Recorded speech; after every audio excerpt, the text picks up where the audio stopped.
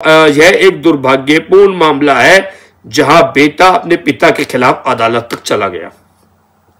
यह समाज में नैतिकता और पारिवारिक मूल्यों की गिरावट का संकेत है। कोर्ट ने बेटे पर 1 लाख रुपए का जुर्माना भी लगाया ताकि ऐसे झगड़ों को समाज में नजीर के रूप में रोका जा सके। यानी कि एक नजीर पेश की कि बेटे पर 1 लाख रुपए का जुर्माना भी लगाया। अब इसमें हमें क्या कानूनी संदेश मिलता है? इस केस में जो सबक निकलता है वह बहुत साफ है। अगर मकान पिता की खुद की संपत्ति है, स्वअर्जित संपत्ति है।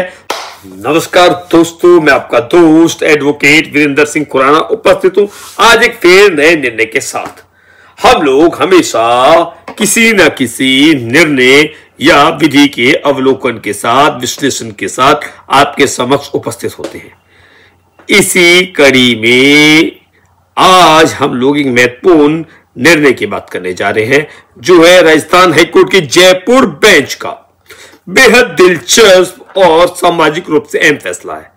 हालांकि कई बार हम लोग इस पर चर्चा करते रहते हैं और यह सुस्थापित विधि भी है कि पिता का अपने स्वअर्जित संपत्ति पर पूर्ण अधिकार है। यानी कि उसके बेटे का उसके स्वअर्जित संपत्ति पर कोई अधिकार नहीं है, वह मालैसेंसी मात्र है। लेकिन इसको ऑनरेबल राजस्थान हाईकोर्ट ने और अधिक क्लियर कर दिया, स्पष्ट कर दिया है और बेटे को पिता के घर से निकलने का आदेश भी कर दिया है। इस निर्णय को देखते हैं उससे पहले भाई आपका से निवेदन कि यदि अभी तक आपने हमारे चैनल को सब्सक्राइब नहीं किया है या आप हमारे चैनल पर नए आए हैं तो इस चैनल को सब्सक्राइब कर दें। कोई कमी रह गई हो तो हम लोग को आप बता सकते हैं कि इस चैनल में कमी है, उसको सुधारने का प्रयास करेंगे। आपके हर एक सुझाव का कमेंट बॉक्स में हमें इंतजार रहेगा।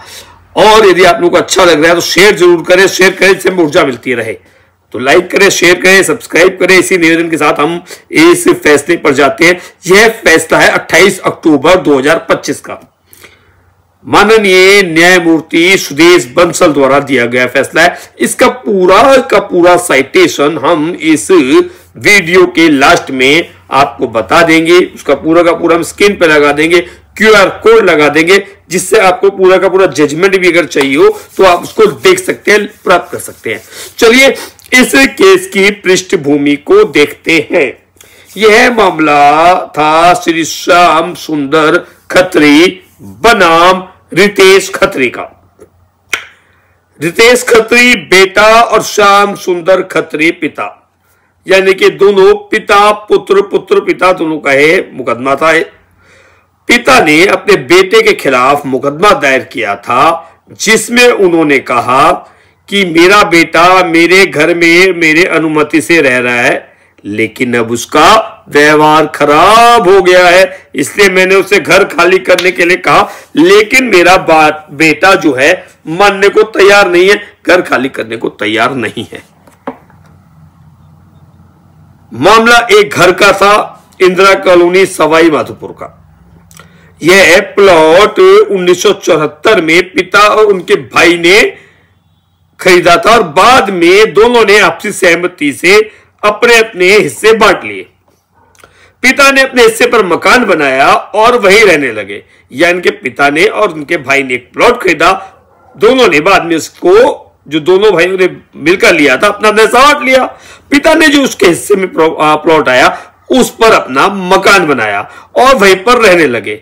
शादी के बाद बेटे को घर के एक हिस्से में रहने की अनुमति दी गई। बस परिवार के सदस्य के तहत वह रहने लगा, एक लाइसेंसी की तरह, मालिक की तरह नहीं। अब यह पिता ने कहा कि मैंने तो एक लाइसेंसी की तरह इसको विवाह के बाद रहने के लिए स्थान दिया था, लेकिन अब मेरे कहने सुनने में नहीं है, यह है उसकी पत्नी मेरा अपमान कर रहे हैं, मेरे साथ इनका व्यवहार ठीक नहीं है, इसलिए मैंने इन्हें मकान खाली करने के लिए कहा, लेकिन मकान खाली करने को तैयार नहीं है। उन्होंने सिविल कोर्ट में एक वाद दाखिल किया। बेटे ने वहां पर अदालती लड़ाई में क्या कहा? बेटे का कहना था जवाब में कहा, यह मकान तो हमारी हिंदू अविभाजित परिवार HUF हिंदू अनडिवाइडेड फैमिली की संपत्ति है, जिस HUF का मैं हिस्सा हूं।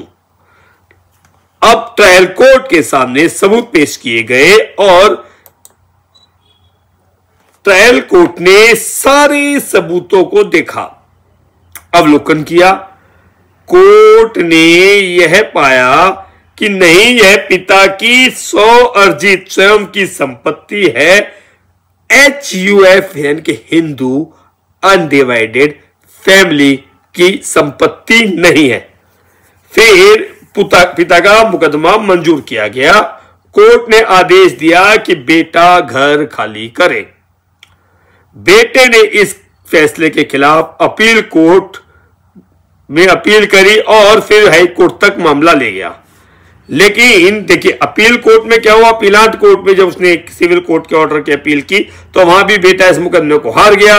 उसने उसके बाद हाई कोर्ट में अपील की। अब हाई कोर्ट में यह फैसला था देना था। हाई कोर्ट ने सभी पक्षों को देखा, सभी पक्षों की दलीलों को सुना, साथ ही पत्रावली का अवलोकन किया और हाई कोर्ट ने क्या कहा कि अगर कोई बेटा अपने पिता के घर में रह रहा है तो वह मालिक नहीं होता, सिर्फ परमिशन से रहने वाला व्यक्ति होता है। अगर कोई बेटा अपने पिता के घर में रह रहा है तो क्या है, वह मालिक नहीं है, वह सिर्फ एक लाइसेंसी की तरह उनकी परमिशन से रह रहा है। पिता के घर में रहना बेटे का कानूनी अधिकार नहीं है, बल्कि पिता की मर्जी पर निर्भर है। जब पिता उस अनुमति को रद्द कर दे, यानी कि पिता ने आपकी लाइसेंसी के बतौर लाइसेंसी आपकी अनुमति को रद्द कर दिया, तो बेटा कानूनी तौर पर वहां नहीं रह सकता। यानी कि अगर पिता ने अपने बेटे को रहने की अनुमति को जो बतौर लाइसेंसी दी गई थी समाप्त कर दिया, तो बेटे का कोई भी कानूनी अधिकार नहीं है कि वह उस संपत्ति पर रहे। बेटा कानूनी तौर पर वहां नहीं रह सकता। कोर्ट ने यह भी कहा कि पिता चाहे तो मैंडेटरी इंजंक्शन के जरिए बेटे को निकाल सकते हैं, अलग से पोजेशन सूट दायर करने की जरूरत नहीं है। अनुमति समाप्त कर दी तो मैंडेटरी इंजंक्शन का ही दावा किया जा सकता है। बताओ, ये वैसे सेटल लॉ है कि मैंडेटरी इंजंक्शन पिता दायर कर सकता है। एक दिल्ली हाई कोर्ट का भी जस्टिस इंद्रमती कौर का भी जजमेंट था, मुझे याद आ रहा है इस समय तो उसमें भी ये कहा गया था कि उसमें तो बल्कि ऐसा हुआ था बाद में कि बेटे ने कहा जी मैंने इस संपत्ति में कुछ खर्च भी किया, तो कोर्ट ने नहीं माना कि पिता ने भी तो आपको पूरे जीवन लालन पालन किया है। तो इसी जजमेंट में कोर्ट ने इस जजमेंट में भी यही कहा कि पिता चाहे तो पोजेशन सूट दाखिल करने की आवश्यकता नहीं, मैंडेटरी इंजंक्शन पे ही उनको पिता बेटे को निकाल सकते हैं। और कोर्ट ने इसमें काफी सख्त टिप्पणी भी की। जस्टिस सुदेश बंसल जी का यह जजमेंट है और उन्होंने कहा कि यह एक दुर्भाग्यपूर्ण मामला है जहां बेटा अपने पिता के खिलाफ अदालत तक चला गया। यह समाज में नैतिकता और पारिवारिक मूल्यों की गिरावट का संकेत है। कोर्ट ने बेटे पर 1 लाख रुपए का जुर्माना भी लगाया ताकि ऐसे झगड़ों को समाज में नजीर के रूप में रोका जा सके। यानी कि एक नजीर पेश की कि बेटे पर 1 लाख रुपए का जुर्माना भी लगाया। अब इसमें हमें क्या कानूनी संदेश मिलता है? इस केस में जो सबक निकलता है वह बहुत साफ है। अगर मकान पिता की खुद की संपत्ति है, स्वअर्जित संपत्ति है, तो बेटा या बेटी उसमें सिर्फ अनुमति से रह सकते हैं। अनुमति खत्म होने के बाद वहां रहना गैर कानूनी कब्जा माना जाएगा। पिता या माता अदालत से बेटे या बेटी को निकालने का मैंडेटरी इंजंक्शन का आदेश ले सकते हैं।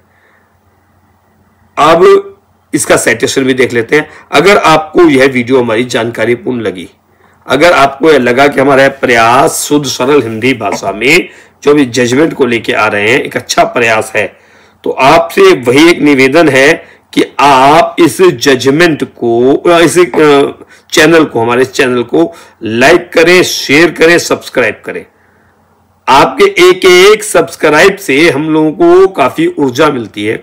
हमें लगता है कि हम लोग जो प्रयास कर रहे हैं, हाँ ये वीडियो बनाई, इसी तरीके कुछ लोगों ने सब्सक्राइब किया, इसको लाइक किया, इसको शेयर किया, तो हम लोग एक ऊर्जा मिलती है और हम लोग और उत्साह से आगे वीडियो बनाते रहते हैं। तो आप लोगों ने इस चैनल में पहली बार आए, आप इस चैनल को सब्सक्राइब नहीं किया तो सब्सक्राइब करें और लोगों को बताएं कि इस चैनल के बारे में।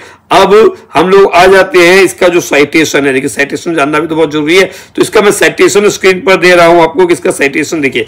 इसका साइटेशन है हाई कोर्ट फॉर राजस्थान का बेंच, राजस्थान हाई कोर्ट का बेंच, जयपुर बेंच का निर्णय है। SB civil second appeal number 177/2025 है। Ritesh Khatri son of Shyam Sundar Khatri, residence of Bajaria Sawai Madhopur का versus Shyam Sundar Khatri versus Balmukund son of Balmukund Khatri, residence रही बजारिया सवाई माधोपुर वर्सेस में आगे। और ये आपके साइटेशन में पार्टी नेम आ गया। और ऑनरेबल जस्टिस सुदेश बंसल जी का जजमेंट है। 28 अक्टूबर 2025 का जजमेंट है। और इसका जो 2025 का आरजे जेपी 421/2007 का है ये। और देखिए क्यूआर कोड भी इसमें दिख रहा होगा, इस क्यूआर कोड को भी मैंने स्क्रीन पे लगा दिया है, जिससे क्यूआर कोड से भी आप इस जजमेंट को देख सकते हैं। आराम से आप इस क्यूआर कोड को स्कैन करें और इसको आप लोग देख सकते हैं। ये बहुत अच्छा एक जजमेंट है जो आया है और क्यूआर कोड के माध्यम से भी हमने इसको आपको इसे दिखा दिया। 28 अक्टूबर 2025 का ये जजमेंट है। 28 अक्टूबर 2025 का जजमेंट।